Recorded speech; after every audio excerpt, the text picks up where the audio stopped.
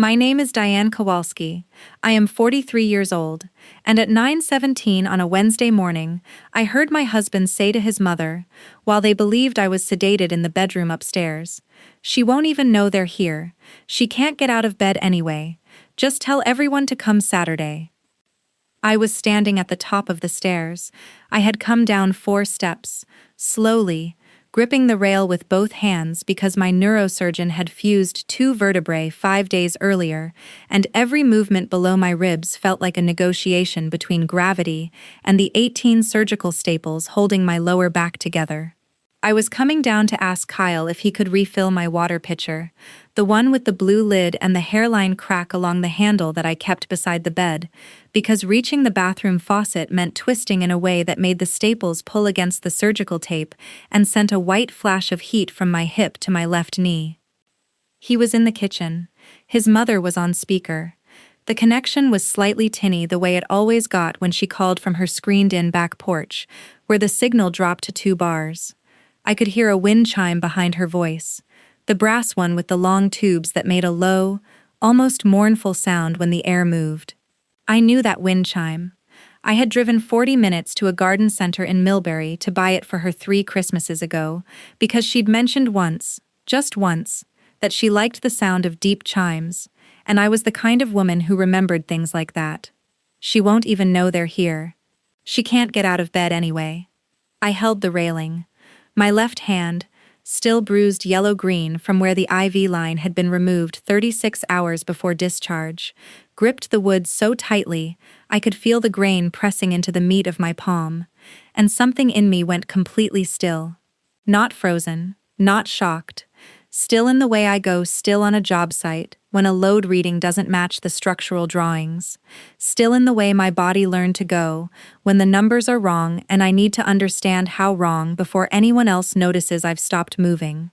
I was already counting, not days, not grievances. I was counting backwards to when this plan had been made, because what I'd just heard was not spontaneous.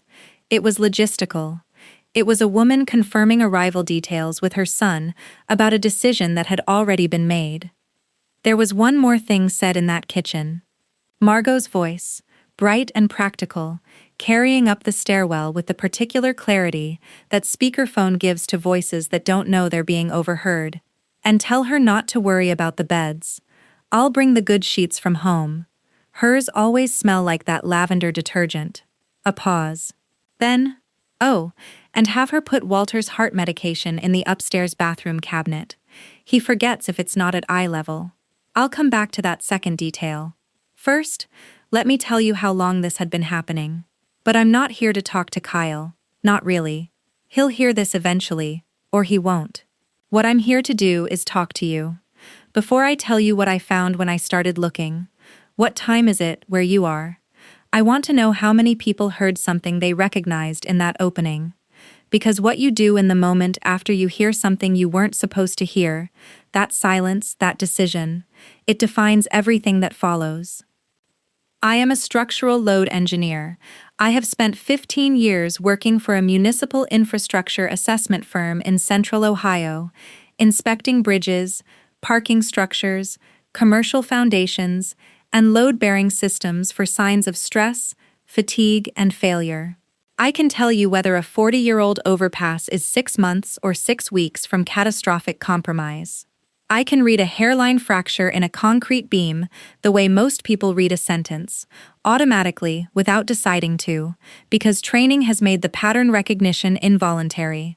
When something is carrying more than it was designed to hold, I know. I feel it in my hands against a railing before my mind names the vibration. I see it in the micro-deflection of a floor slab before the measurement confirms what my eyes already registered. That skill had kept 3 county bridges from structural failure and saved an estimated $41 million in emergency repair costs over the past decade. It was about to dismantle my own marriage. Kyle and I had been married 11 years. He sold agricultural equipment for a regional supply company, combines, irrigation systems, grain storage units, and he was good at it. Charming in the easy, unhurried way that men are charming when the world has never once required them to be anything other than pleasant. His family was large. His family was loud. His family operated on a set of assumptions so old and so deeply embedded that no one in it, including, for a very long time, me, thought to name them as assumptions rather than simply the way things were.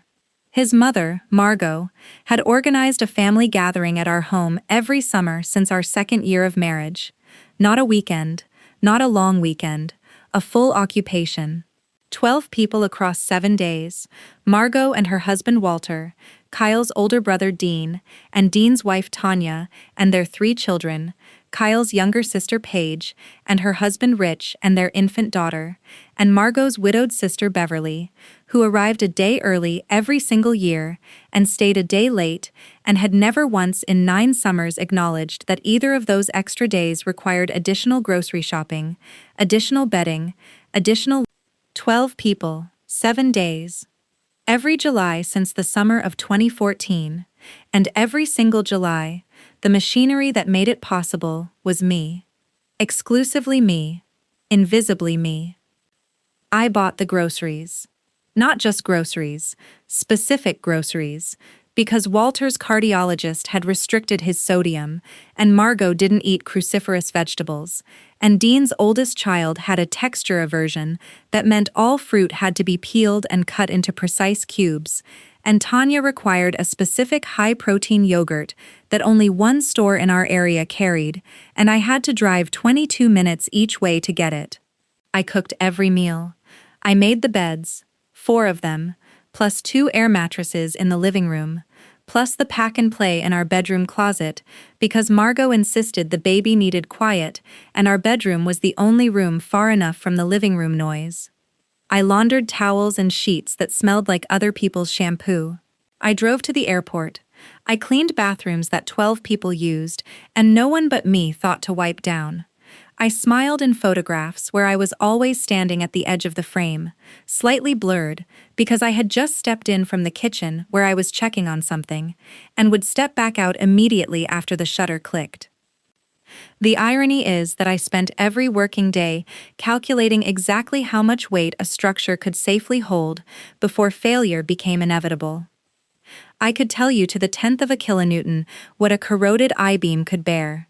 I could identify the precise moment when accumulated stress would exceed design capacity, but I never once ran those numbers on myself, never once looked at the load I was carrying every July and asked the question I asked about every bridge and parking deck and retaining wall I'd ever inspected: is this sustainable?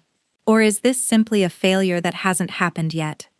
Not once in 9 summers had Kyle stood beside me at the stove and asked what he could carry. Not once had Margot entered my kitchen without an instruction or a criticism. Not once had Walter thanked me for remembering his medication schedule, his pillow firmness, his particular need for decaffeinated coffee after noon. They didn't see me. They saw the house. They saw the function. The way you see a bridge and think crossing, not engineering. Not the thousands of calculations that keep the deck from falling into the river. The numbness in my left leg had started 3 years before the surgery, a tingling that became a dead strip from hip to ankle, making stairs feel like operating a limb from a control room 2 floors away. When the MRI showed a herniated disc compressing my spinal cord at L4-L5, my surgeon, Dr. Nair, a small, precise woman who wore her glasses on a chain and spoke in sentences that contained no unnecessary words, used the word urgent twice in the same appointment. Surgery was scheduled for a Monday in early July. Kyle drove me. He sat in the waiting area for 4 hours. When I woke in recovery, nauseated and unable to feel my toes, he was there holding my hand, saying, "You're going to be fine." And I believed him. Because I needed to, and because believing Kyle had been the simplest structural assumption of my entire adult life. 5 days later, he stood in our kitchen and told his mother I wouldn't even know they were there. I did not go back down those stairs. I turned around, one hand on the wall, one on the railing, and climbed back up to our bedroom. I lowered myself onto the bed, onto my right side, the only position that didn't make the incision burn, and I stared at the wall for what I later calculated was 47 minutes. My hands were folded against my chest. The IV bruise faced the ceiling. Something inside me was running numbers I hadn't asked it to run. Load calculations of a different kind. How many summers? How many hours per summer? How many times Kyle had spoken about me in the third person to his mother while I was in the same house, functioning, bearing weight, and not being consulted about the load. By Thursday morning, Kyle still had not told me about Saturday. He brought me broth in a ceramic mug. He adjusted my pillows. He asked if I needed another ice pack. And I understood, with the architectural clarity of someone who has now heard the private blueprint, that the attentiveness was not care. It was management, structural management. Keep the load-bearing element stable. Keep it horizontal. Keep it medicated enough that 12 additional occupants can be distributed across the structure without triggering a failure event. Thursday afternoon, while Kyle was at work, I opened my laptop in bed and began doing what I do. Assessing. I logged into our shared bank portal and pulled 9 years of July statements. I sorted by merchant. I sorted by category. Groceries during visit weeks averaged $2,140 against our normal weekly spend of $285. Utilities spiked $380 every July. I found 3 separate charges to a mattress retailer, 2 to an air mattress company, 1 charge of $1,100 to a linen service from a year I'd had walking pneumonia, and Kyle had hired help for exactly 1 day, then told his mother I was feeling much better, so the remaining 6 days fell back to me. I found a rental car charge from 2019, $847, because Dean's transmission had died and he just needed a little help getting back on the road. The help came from our joint account. No one offered to repay it. No one mentioned it again. I opened my email archive next and searched for every message from Margot. 214 results. I sorted them chronologically and began reading from the first. This took me through Thursday evening and into Friday morning, reading in intervals, between pain medication doses, the laptop propped on a pillow beside me, the screen brightness turned low.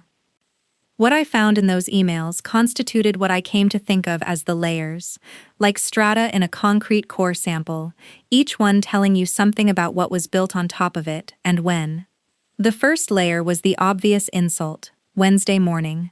Kyle and Margot on speaker, planning a 12-person occupation of my home while I was incapacitated, explicitly acknowledging my inability to object and treating it as a logistical advantage. The second layer was the one that made me set the laptop aside and press my palms flat against the mattress until the staples in my back stopped feeling like they were being pulled outward. In the emails from 6 weeks before my surgery, before Dr. Nair had even confirmed the final date, I found a thread between Kyle and Margot. June 4th, Margot wrote, "Book the July week regardless. Even if her procedure lands around then, she'll be laid up and won't be in any position to fuss about arrangements. We can manage the cooking ourselves for once." Kyle replied the same day, 4:47 p.m. "Good thinking. She won't want to fight right after. Path of least resistance." They had known. They had timed it. My surgery was not an obstacle they were working around. It was the condition they were counting on. I found the third layer Friday morning at 6:15 a.m., reading emails from before our marriage. A thread from November 2012, 2 months before Kyle proposed, between Margot and Paige. Subject line, July logistics. Margot's message read, "Renee's apartment was hopeless.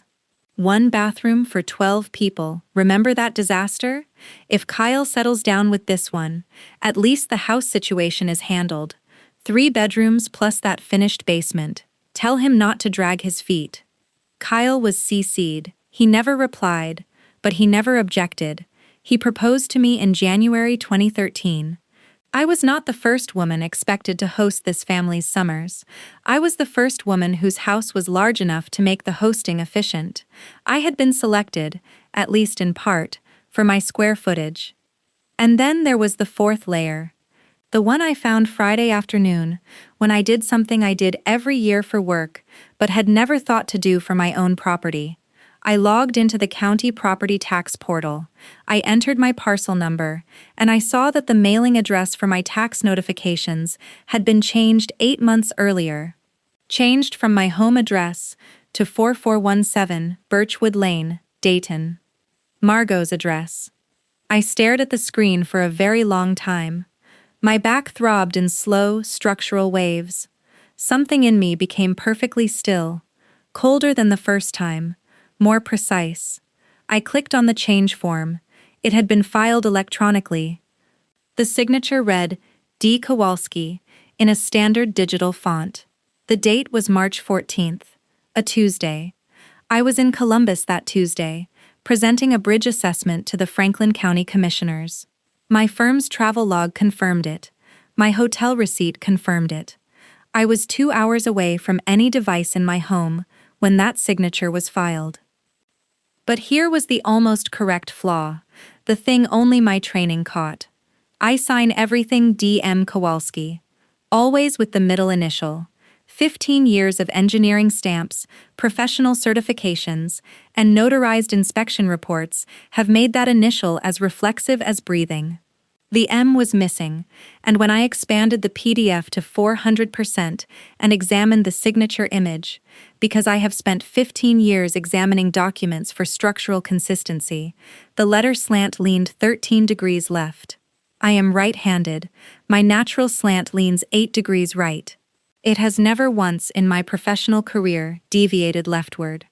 Someone had signed my name to reroute my property tax correspondence to Margot's house, and they had done it well enough to fool a clerk, but not well enough to fool someone who reads document integrity for a living. Saturday morning, I was ready. I woke at 6 a.m., took my pain medication with half a glass of water, and began the sequence I had been building since Wednesday. At 7:30, I called Ellen Voss, the real estate attorney who had handled my home purchase 13 years earlier. I told her what I had found, the overheard conversation, the emails, the tax redirect, the forged signature. She listened the way good engineers listen to a failure report, without interrupting, without minimizing, taking in the full scope before responding. "Diane," she said, "that is your property, your name, no co-owner, no one occupies it without your express written authorization, and that signature change, that's a criminal matter. I'm going to prepare 2 documents, a letter of denied occupancy, and a formal complaint to the county clerk's office. Can you be available at 10? I could. I was. At 8:15, I called Barton & Sons locksmith. A man named Gerald arrived at 9. Quiet, efficient, asking no questions. He changed the front and back deadbolts in 22 minutes, handed me 3 new keys. I kept all 3 in my robe pocket, cool against my hip through the fabric. At 10:07, I heard the first car, then a second, then the familiar orchestral arrival, Margot's voice carrying instructions about parking, about coolers, about which bags went upstairs. I heard Walter's cane tapping the front walk. I heard Dean's children already arguing about something. I heard Beverly's voice, a full day early, saying, "I brought my own pillow this time."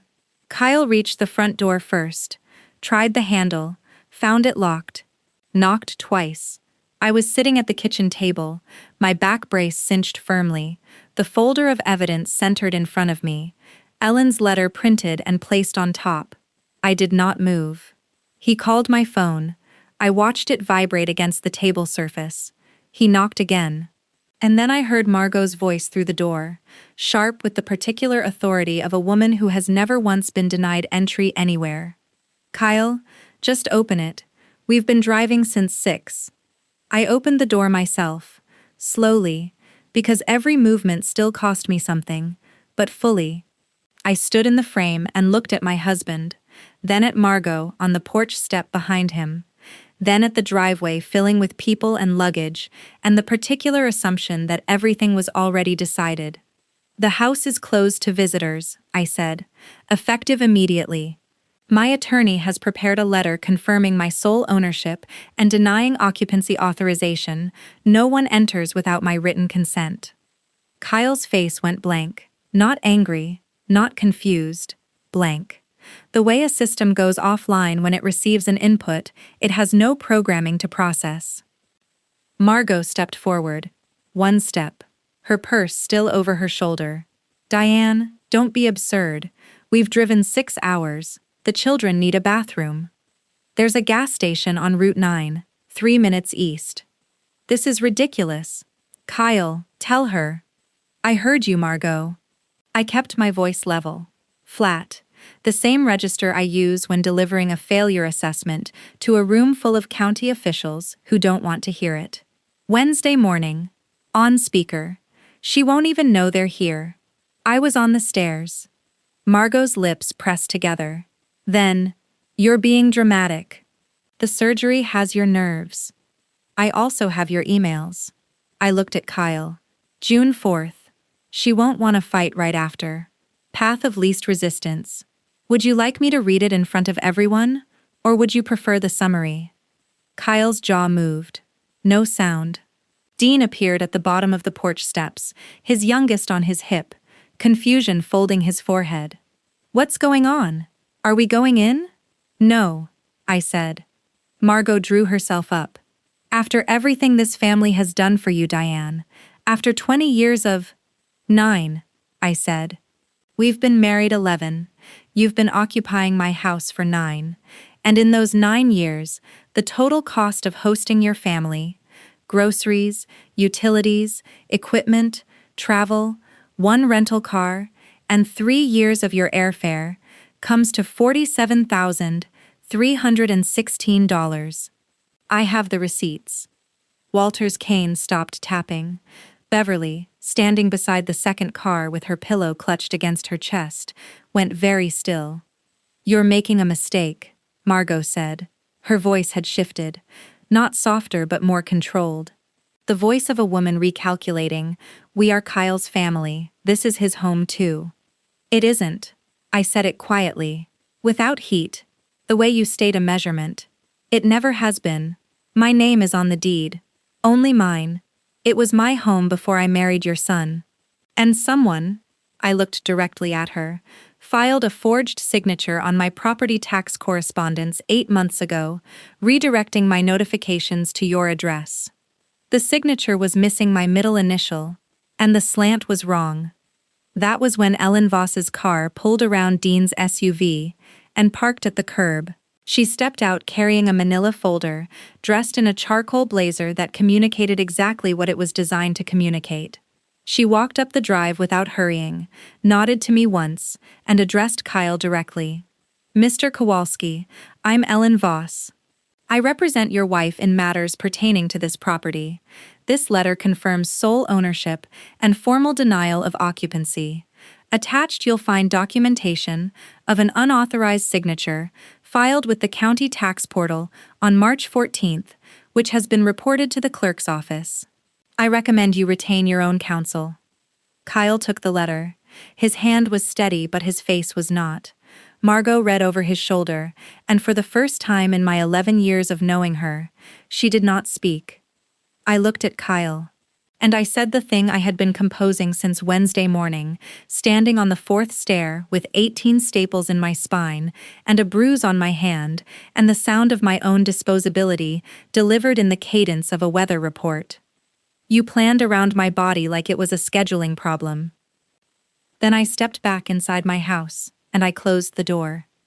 3 weeks later, the county clerk's investigation confirmed the tax redirect had been filed from an IP address resolving to Margot's home network.